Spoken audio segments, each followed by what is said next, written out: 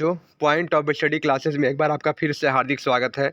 आज के वीडियो में हम लेकर आए हैं इंडियन कॉन्स्टिट्यूशन अर्थात भारतीय संविधान के भाग कितने हैं। तो सभी को मेरे तरफ से दिल शुभकामनाएं। सभी को पता होगा कि वीडियो के एग्ज़ाम, रेडियो ऑपरेटर के exam, SSC CGL, SSC HSL और भी ईपीएसआई के फॉर्म आ चुके हैं। तो सभी लोग मेहनत करें, खूब पढ़ें और कभी मेहनत किया हुआ ख़राब नहीं जाएगा आप लोग का। और सभी को पता है सफलता एक न एक दिन में हासिल होती ही है। खूब मेहनत करें मेरे प्यारे बच्चों, पढ़ें लिखें और अपने आने वाले पीढ़ियों को सुधारें, अपने भाई बहनों को भी अच्छा मोटिवेट करते रहें जिससे वो लाइफ में कुछ अच्छा कर सके। तो आज की वीडियो में हम लेकर आए हैं भारतीय संविधान के कुछ भाग। तो सभी को पता होगा इंडियन कॉन्स्टिट्यूशन। सबसे पहले तो हम जानेंगे संविधान किसे कहते हैं। जिस देश में लोकतांत्रिक सरकार होती है वहाँ एक संविधान होता है जिसमें देश के समस्त कामकाज के बारे में लिखा होता है, जिससे हमारा देश चलता है और सभी वो कानून को फॉलो किया जाता है, जिससे सभी को समान रूप से न्याय मिल सके, किसी के साथ अन्याय न हो। इसलिए हम भारतीय संविधान को बहुत महत्व देते हैं, जिसमें बहुत सारे देशों की मदद भी ली गई है और उसे फॉलो भी किया गया है। तो आइए शुरू करते हैं भारतीय संविधान के कुछ भाग। तो सभी को पता होगा इंडियन कॉन्स्टिट्यूंसी के टोटल 22 भाग हैं। भाग 1 क्या कहता है? भाग 1 हमारा जो है संघ और उनका क्षेत्र डिपेंड करता है। हमारा जो भाग 1 है संघ और उनका राज्य क्षेत्र डिपेंड करता है। भाग 2 क्या कहता है? भाग 2 हमारा नागरिकता प्रदान करता है। संविधान का जो भाग 2 है वो नागरिकता प्रदान करता है। संविधान का भाग 3 क्या कहता है? जो भाग 3 हमारा मूल अधिकार प्राप्त करवाता है। जैसा कि आप किसी भी देश में हम जन्म हुए हैं तो हमारा मूल अधिकार क्या है, तो हम उसको भाग 3 में मूल अधिकार के बारे में संक्षिप्त रूप से विवरण पूरा दिया हुआ है कि मूल अधिकार हमारे क्या क्या होंगे। और भाग 4 क्या कहलाता है मेरे प्यारे बच्चों? आइए देखते हैं। हमारा जो भाग 4 है राज्य की नीति के निर्देशक तत्व। राज्य की नीति के निर्देशक तत्व, किसी राज्य की नीति क्या है और उसके निर्देशक क्या क्या है उसके बारे में पूर्ण रूप से विवरण दिया हुआ है। और हमारा भाग 4 है जो राज्य की नीति के निर्देशक तत्व दिखाया गया, अर्थात कि किसी भी देश में राज्य में उसके नीति और निर्देशक क्या क्या है उसके बारे में समझाया गया है। भाग हमारा 4 का जो क है उसमें मूल कर्तव्य के बारे में बताया गया है। भाग 4 का जो क है मूल कर्तव्य, किसी देश में हम पैदा हुए हैं किस तो उस देश का हमारे मूल कर्तव्य क्या क्या होंगे उसके बारे में बताया गया है। भाग 5 जो है उसमें संघ के बारे में बताया गया है। भाग 6 हमारा जो है वो राज्यों के बारे में बताया गया है कि कौन से राज्य किस जगह पर है और उनकी क्या क्या विशेषताएं हैं उसके बारे में।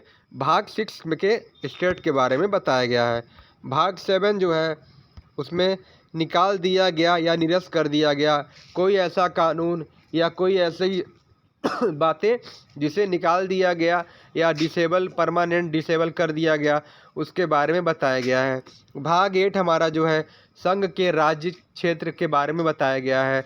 भाग जो हमारा 9 है ग्रामीण क्षेत्रों में पंचायतों का निर्माण और ग्रामीण क्षेत्रों का अधिक से अधिक विकास हो सके, ग्रामीण क्षेत्रों में समान भावना से कार्य हो सके जिससे सभी को लेकर चल सके। तो बेसिक लेवल पर ज़मीनी स्तर पर पंचायती राज के बारे में बताया गया है, पंचायत के बारे में बताया गया है।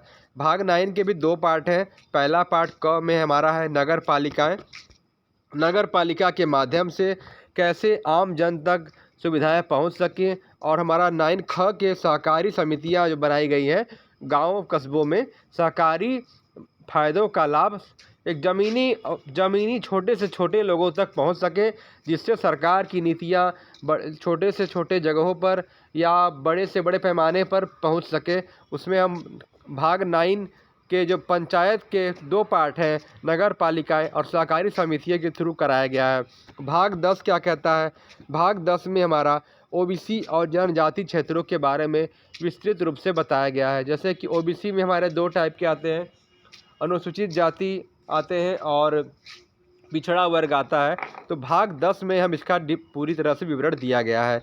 भाग 11 क्या कहता है? भाग 11 में संघ और राज्यों के बीच संबंध किस तरह स्थापित किया जाए उसके बारे में बताया गया है। और भाग 12 जो हमारा 12 है उसमें वित्त, संपत्ति, संविदाएं और वाद के बारे में समझाया गया। मेरे प्यारे बच्चों, बहुत ही अच्छा टॉपिक आज हम देख रहे हैं। भाग 13 जो हमारा है, भाग 13 जो है भारत के राज्य क्षेत्र के भीतर व्यापार, वाणिज्य और समागम कैसे बना रहे उसके बारे में बताया गया है। भाग 14 क्या कहता है? भाग 14 हमारा जो है संघ और राज्यों के अधीन की सेवाएं किस तरह से लगे, सभी लोग एक दूसरे से मिलजुल कर रहे हैं उसके बारे में समझाया गया है। भाग 14 का जो क है उसमें अधिकरण के बारे में बताया गया है। भाग 15 जो है निर्वाचन किस तरह हो, प्रत्याशियों का चुनाव किस प्रकार से है, निर्वाचन कमेटी किस तरह से बने उसके बारे में समझाया गया है। भाग 16 हमारा क्या कहता है मेरे प्यारे बच्चों? भाग 16 में हमारा कुछ वर्गों के संबंध में विशेष उपबंध बताए गए हैं, अर्थात कुछ विशेष वर्ग के संबंध में कुछ ऐसी बातें जो विशेष वर्ग के संबंध में हो तथा विशेष उपबंध के बारे में बताया गया है। भाग 17 हमारा कहता है, भाग 17 हमारा राज्य की भाषाओं पर डिपेंड कर, जैसा कि भारत विविधताओं का देश है, यहाँ पर बहुत सारे राज्य हैं और सभी राज्यों की अपनी बोली, अपनी भाषा, अपना रहन सहन है, तो उसको भाग 17 के राज्य भाषा में बताया गया है। आइए बच्चों आगे देखते हैं। भाग 18 हमारा कहता है, भाग 18 हमारा कहता है आपात उपबंध के बारे में बताया गया है। भाग 18 जो है आपात उपबंध के बारे में बताया गया है। भाग 19 हमारा क्या कहता है? प्रकीर्ण के बारे में बताया गया है। भाग 19 में हम प्रकीर्ण के बारे में बताते हैं। भाग 20 क्या कहता है? संविधान का संशोधन, किसी भी संविधान या नियम में हमारे जो कॉन्स्टिट्यूशंस होते हैं उसमें समय समय पे परिवर्तन किए जाते हैं, क्योंकि वो पुरानी चीज़ों को कुछ न कुछ कमियां रही होती हैं या फिर कुछ ऐसा करे जिससे कि जो सुविधाएं कम लोगों तक थी ज़्यादा से ज़्यादा पहुँचे, उसके लिए कभी न कभी संशोधन किए जाते हैं लोगों को फ़ायदा पहुँचाने के लिए, तो उसे संशोधन कहा जाता है। तो भाग 20 में संविधान में क्या क्या संशोधन हुए हैं उसके बारे में बताया गया है। भाग 20 में संविधान, बहुत ही इंपॉर्टेंट क्वेश्चन मेरे प्यारे बच्चों, इंपॉर्टेंट क्वेश्चन है। भाग 20 में संविधान के संशोधन के बारे में बताया गया है। भाग 21 जो है अस्थायी संक्रमणकालीन और विशेष उपलब्ध के बारे में बताया गया है। भाग 21 जो है अस्थायी संक्रमणकालीन और विशेष उपबंध के बारे में बताया गया है। हमारा जो भाग 21वां है उसमें अस्थायी संक्रमणकालीन और विशेष उपबंध के बारे में बताया गया है। भाग 21 का हमारा जो है अस्थायी संक्रमणकालीन और विशेष उपबंध के बारे में बताया गया। और हमारा सबसे अंतिमवा जो भाग 22 है उसमें हमारा संक्षिप्त नाम प्रारंभ, हिंदी में प्राधिकृत पाठ और निरसन के बारे में बताया गया है, अर्थात किसी भी चीज़ों का, राज्यों का और या फिर किसी भी अन्य संविधान से अंतर्गत संक्षिप्त नाम, प्रारंभिक ज्ञान के बारे में और हिंदी में प्राधिकृत पाठ और निरसन के बारे में समझाया गया है। हमारा जो भाग 22वां है उसमें संक्षिप्त नाम, प्रारंभ, हिंदी में प्राधिकृत पाठ के बारे में समझाया गया है। जैसा कि मैंने स्टार्टिंग में ही बताया था, भारतीय संविधान के टोटल 22 भाग हैं। ये भी क्वेश्चन इंपॉर्टेंट हो सकता है कि भारतीय संविधान के कुल कितने भाग हैं। तो मेरे प्यारे बच्चों देखिए, भारतीय संविधान के हमारे जो भाग हैं टोटल 22 हैं। इंपॉर्टेंट क्वेश्चन ये भी आ जाएगा, भारतीय संविधान के कुल कितने भाग हैं। तो भारतीय संविधान के टोटल 22 भाग है। तो ये भी क्वेश्चन बहुत अच्छा है।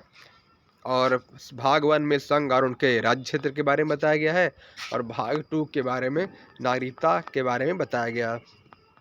अगर वीडियो पसंद आई हो तो लाइक करें, सब्सक्राइब करें। मैं ऐसे ही कुछ ऐसी टॉपिकें लाऊंगा जो कि आपके आने वाले एग्ज़ाम्स के लिए और जीके, जनरल नॉलेज या ऐसी क्वेश्चन जो कि आप हमेशा सुनते ही होंगे या फिर ढूंढते होंगे। तो मेरी वीडियो में बहुत सारी चीज़ें ऐसी ही मिलेंगी जो नई हो। और मैं अभी कुछ दिनों में प्रैक्टिस सेट भी लेके आने वाला हूँ आने वाले एग्ज़ाम्स के लिए। तो आप सभी को मेरी तरफ से दिल से शुभकामनाएं। खूब मेहनत करें, खूब पढ़ें। अंत में एक शायरी के साथ अपनी बात ख़त्म करना चाहूँगा। वो शायरी ये है, वक्त तू कितना भी परेशान कर ले हमें, लेकिन याद रख किसी मोड़ पर तुझे भी बदल देंगे हम। बहुत अच्छी बात किसी ने कही है। वक्त हे वक्त तू कितना भी परेशान कर ले हमें, लेकिन याद रख किसी मोड़ पर तुझ भी बदल देंगे हम, तुझे भी बदल देंगे हम। अर्थात कवि कहना चाहता है कि वक्त तुम कितना ही परेशान कर ले, तो मुझे मतलब कितनी भी हानियाँ पहुंचा ले, समय आएगा हमारा भी कि तुझे भी हम बदल देंगे। बहुत अच्छी बात है। इसी पॉजिटिव बात के साथ अपनी बात को विराम देखते हैं। जय हिंद, जय Bharat. Point of study classes आपका हार्दिक स्वागत एवं अभिनंदन करता है।